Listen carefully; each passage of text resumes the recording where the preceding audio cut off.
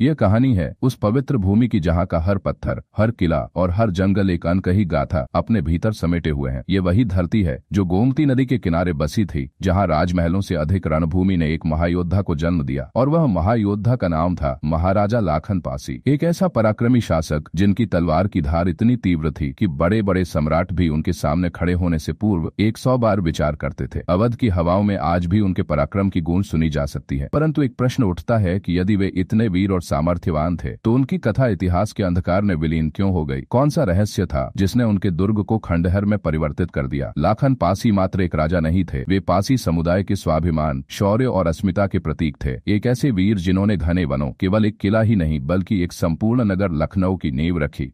उनका पराक्रम अद्वितीय था, परंतु हर प्रकाश के साथ एक छाया भी चलती है, और यही छाया धीरे धीरे लाखन पासी के गौरव गान को धूमिल करने लगी। वह रात जिसने इतिहास की धारा ही बदल दी। आसमान घने काले बादलों से ढका हुआ था, दुर्ग के विशाल प्राचीरों पर जलती हुई मशालें टिमटिमा रही थी, परंतु वातावरण में एक विचित्र सन्नाटा व्याप्त था, जैसे कोई महासंकट समीप आ रहा हो। अचानक दूर से अश्वों की टापों की ध्वनि सुनाई दी। प्रहरियों ने अपनी दृष्टि तीक्ष्ण की। भालों की नोकें चंद्रमा की मंद रोशनी में चमक उठी, किंतु तब तक बहुत विलंब हो चुका था। एक गूढ़ षड्यंत्र रचा जा चुका था। कौन था वह जिसने अपने ही लोगों में विश्वासघाती उत्पन्न किए? कौन था वह जिसने लाखन पासी के अभेद्य दुर्ग को मिट्टी में मिलाने का प्रण लिया? चलिए शुरू करते हैं महाराजा लाखन पासी की गौरव गाथा को। एक ऐसी कहानी जो समय के धुंधलके में छुपी है, मगर जिसकी चमक आज भी अवध की मिट्टी में बसी हुई है। ये कहानी शुरू होती है उनकी जन्म की रहस्यमयी रात से, जब जंगल की हवाएं और गोमती की लहरें मानो किसी बड़े आने की भविष्यवाणी कर रही थी। यह कहानी शुरू होती है 10वीं सदी के उन धुंधले वन दिनों से, जब अवध की धरती जंगलों से ढकी थी और गोमती की लहरें अपनी चुप्पी में अनगिनत रहस्य समेटे बहती थी। एक ऐसी रात थी जब आसमान पर बादल गरज रहे थे और हवा में एक अजीब सी सनसनाहट थी। उसी रात पासी समुदाय के एक साधारण परिवार में एक बच्चे की किलकारी गूंजी। उनका नाम रखा गया महाराजा लाखन पासी। यह कोई आम जन्म नहीं था। गांव के बुजुर्ग आज भी उस रात की बात करते हैं जब बिजली कड़की और एक तारा मानो आसमान से टूटकर धरती पर आ गिरा। लोग कहते हैं कि यह संकेत था एक महान योद्धा के आने का। पासी समुदाय के बीच यह बात फैल रही कि यह बच्चा उनकी तकदीर बदलने वाला है। उनके माता पिता जंगल के मेहनतक श्रवों में से एक थे, जो ताड़ी निकालकर और प्रकृति के साथ तालमेल बिठाकर जीवन चलाते थे। मगर उस रात उनके छोटे से घर में जो रोशनी फैली वह साधारण नहीं थी। कहते हैं कि लाखन के पिता ने उसी रात एक सपना देखा। एक छोटा शेर जो जंगल की घास पर खेलते हुए अचानक एक विशाल पहाड़ पर चढ़ गया और वहां से दहाड़ने लगा। सुबह जब वो जागे तो उनके दिल में एक अटल यकीन था कि उनका बेटा कोई बड़ा काम करेगा। गांव के एक बूढ़े ज्योतिषी ने भी आकर कहा, यह बालक राजा बनेगा, उसकी तलवार दुश्मनों को काटेगी और उसकी बुद्धि नजर बसाएगी, मगर उसकी राह खून और आग से होकर गुजरेगी। लाखन का बचपन जंगल की छांव में बीता, जहाँ गांव के बच्चे मिट्टी में खेलते और हंसते खिलखिलाते। वहीं लाखन की दुनिया कुछ और थी। उनकी आंखों में एक अलग आग थी, एक ऐसा जुनून जो उन्हें सबसे अलग करता था। 5 साल की उम्र में ही वह पेड़ों की ऊंची टहनियों पर चढ़ जाते, नदी के किनारे तीर चलाना सीखते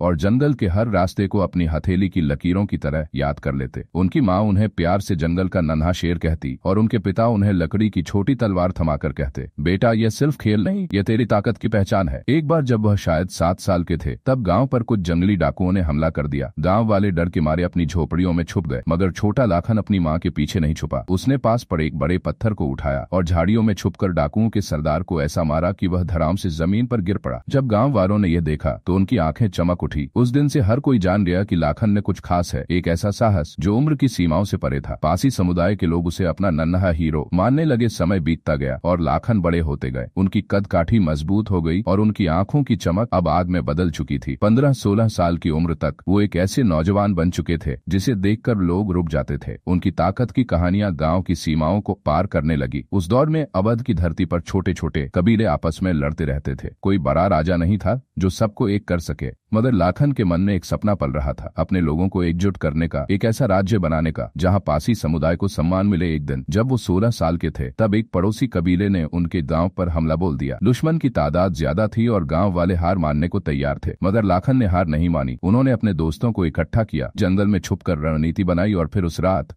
जब चांद बादलों में छुपा था, उन्होंने हमला बोल दिया। उनकी तलवार ने दुश्मन के सरदार को जमीन पर लपेटा और सुबह होने तक गांव फिर से आजाद था। उस जीत के बाद उनकी कीर्ति दूर दूर तक फैल गई। लोग कहने लगे, लाखन कोई लड़का नहीं, एक तूफान है। तब पासी समुदाय में एक नई उम्मीद जगी। एक ऐसा नेता मिल गया था जो उन्हें जंगल की गहराइयों से निकालकर किलों की ऊंचाइयों तक ले जाएगा।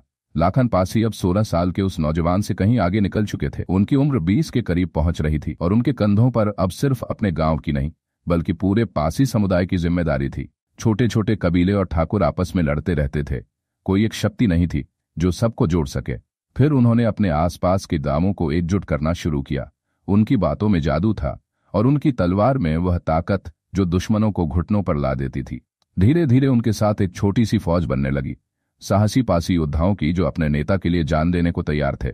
एक दिन जब सूरज गोमती के पानी पर सोने की किरणें बिछा रहा था, तब लाखन उस ऊंचे टीले पर खड़े थे जो जंगल के बीच एक मूक पहरेदार की तरह खड़ा था। उनकी नजरें दूर तक फैली हुई थी। उन्होंने अपने साथियों से कहा, यह जगह सिर्फ जंगल नहीं रहेगी, यहां एक ऐसा किला बनेगा जो आने वाली सदियों तक हमारी शक्ति की गवाही देगा। उस दिन से शुरू हुआ उनका सबसे बड़ा सपना, और वह था एक नगर का निर्माण। लाखन ने अपने हाथों से उस टीले पर काम शुरू करवाया। पासी समुदाय के लोग दिन रात मेहनत करने लगे। पत्थर ढोए गए, मिट्टी को आकार दिया गया और धीरे धीरे एक विशाल किला खड़ा होने लगा। यह किला कोई साधारण ढांचा नहीं था। एक 5 किलोमीटर लंबा और चौड़ा, जमीन से 20 मीटर ऊंचा। इसे लाखन कोट कहा गया। इसके चारों ओर खाई थी जो दुश्मनों के लिए अभेद्य दीवार की तरह थी। कहते हैं कि लाखन खुद हर काम पर नजर रखते थे। वह अपने लोगों के साथ पसीना बहाते और रात को मशालों की रोशनी में योजनाएं बनाते, मगर हर बड़े सपने की राह में कांटे बिछे होते हैं। जैसे जैसे लाखन का किला आकार ले रहा था, आसपास के ठाकुरों और कबीलों की नींद उड़ने लगी। उन्हें डर था कि अगर लाखन पासी की ताकत बढ़ती रही तो उनका राज खत्म हो जाएगा। एक रात जब चांद बादलों में छुपा था, तब एक साजिश रची गई।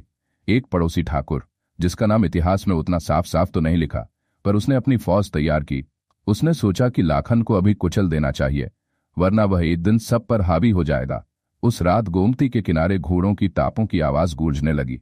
लाखन अपने किले के बाहर खड़े थे जब उनके एक साथी ने दौड़कर आकर कहा, महाराज, दुश्मन आ रहे हैं। उनकी तादाद हमसे 2 गुनी है। मगर लाखन के चेहरे पर डर की एक रेखा भी नहीं उभरी। उन्होंने अपनी तलवार उठाई और अपनी छोटी सी फौज को देखकर कहा, हमारी ताकत संख्या में नहीं, हमारे हौसले में है। आज हम उन्हें बताएंगे कि पासी कौन है। सूरज उगने से पहले जंगल में तलवारों की टक्कर की आवाज गूंज उठी। लाखन आगे बढ़े, उनकी तलवार हवा में चमकती थी। दुश्मन की फौज भारी थी, मगर लाखन की चालाकी और साहस ने उन्हें हैरान कर दिया।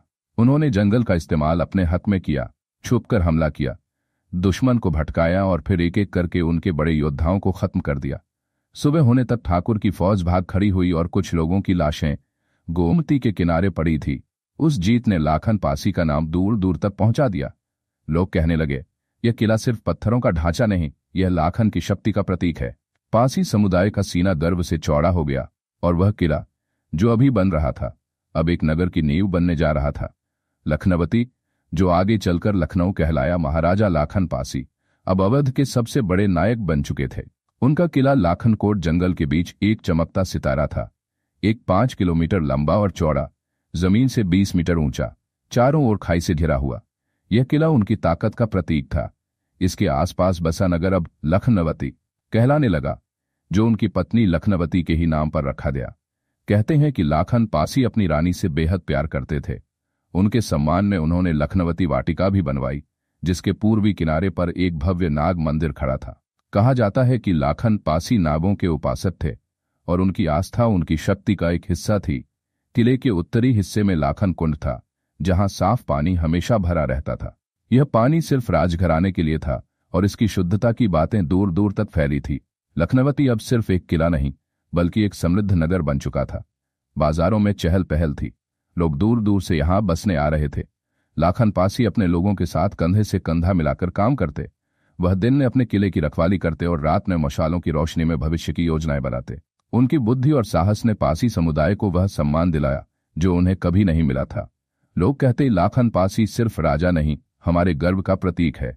मगर हर सुनहरे दौर के पीछे एक काला साया छुपा होता है, और वह साया अब धीरे धीरे लखनवती की ओर बढ़ रहा था। 11वीं सदी का वो दौर था जब अवध की धरती पर हवाएं बदल रही थी। सैयद सलार मसूद गाजी, जिसे लोग गाजी मियां कहते थे, एक ऐसा आक्रामक विजेता था जिसके नाम से गांव खाली हो जाते थे। उसकी फौज ने उत्तर भारत में दहशत मचा रखी थी और अब उसकी नजर लखनवती पर ठहर गई थी। मगर गाजी कोई मूर्ख नहीं था। वह जानता था कि महाराजा लाखन पासी कोई साधारण राजा नहीं है। उनकी ताकत, उनका किला और उनकी सेना, सब कुछ अभेद्य था। उसे कुचलने के लिए साधारण हमला काफी नहीं था। इसलिए उसने अपने 2 सबसे चालाक सेनापतियों, सैयद हातिम और सैयद खातिम को आगे किया। दोनों ने घड़ी जिंदौर की सीमा पर पड़ाव डाला, जो लाखन पासी के किले से बस कुछ मील दूर था। वहां से उन्होंने जासूसों का जाल बिछाया। ये जासूस रात के अंधेरे में किले के पास मंडराते, हर दीवार को देखते, हर खाई को नापते। उन्हें पता चला कि किला 5 किलोमीटर लंबा और चौड़ा है, जमीन से 20 मीटर ऊंचा और चारों ओर गहरी खाई से घिरा हुआ। इसके उत्तरी हिस्से में लाखन कुंड था, जहां साफ पानी भरा रहता था, शायद किले की सबसे बड़ी ताकत। मगर एक और बात उन्हें पता चली कि लाखन पासी और कसमंडी के राजा कंस की दोस्ती के बारे में।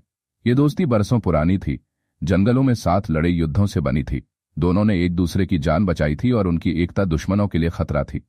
राजी मियाँ ने अपने तंबू में बैठकर यह सुना और मुस्कुराया। अगर इन दोनों को अलग कर दिया जाए, उसने कहा, तो लखनवती मेरी मुट्ठी में होगी। उसने एक साजिश रची, दोनों पर एक साथ हमला करना, ताकि वह एक दूसरे की मदद न कर सकें। और वह दिन चुना गया, होली का दिन।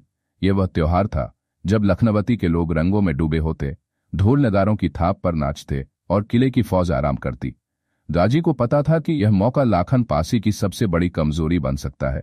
उसने अपनी घुड़सवार फौज को तैयार किया और चुपके से गोमती के किनारे बढ़ने का हुक्म दिया। होली की शाम थी। लखनवती में चारों ओर खुशी का आलम था। लोग लाल गुलाबी रंगों से सराबोर थे, बच्चे हंस रहे थे और ढोल की थाप हवा में गूंज रही थी। किले के अंदर शांति थी। महाराजा लाखन पासी अपनी पत्नी लखनवती और परिवार के साथ थे। लखनवती वाटिका में नाग मंदिर की पूजा के बाद वह आराम कर रहे थे। उनकी तलवार पास में रखी थी, मगर उस दिन वह योद्धा नहीं, एक पति और पिता थे। मगर यह शांति ज्यादा देर नहीं टिकी। अचानक किले के पहरेदारों ने चिल्लाकर खबर दी, महाराज, दुश्मन। दूर से घोड़ों की टापों की आवाज तेज होती जा रही थी। धूल का गुब्बार उठ रहा था और मशालों की रोशनी में सैकड़ों घुड़सवार दिखाई दिए। सैयद सलार मसूद गाजी की फौज किले की ओर बढ़ रही थी। लाखन पासी ने एक पल भी गवाया नहीं। उनकी आंखों में आग भड़क उठी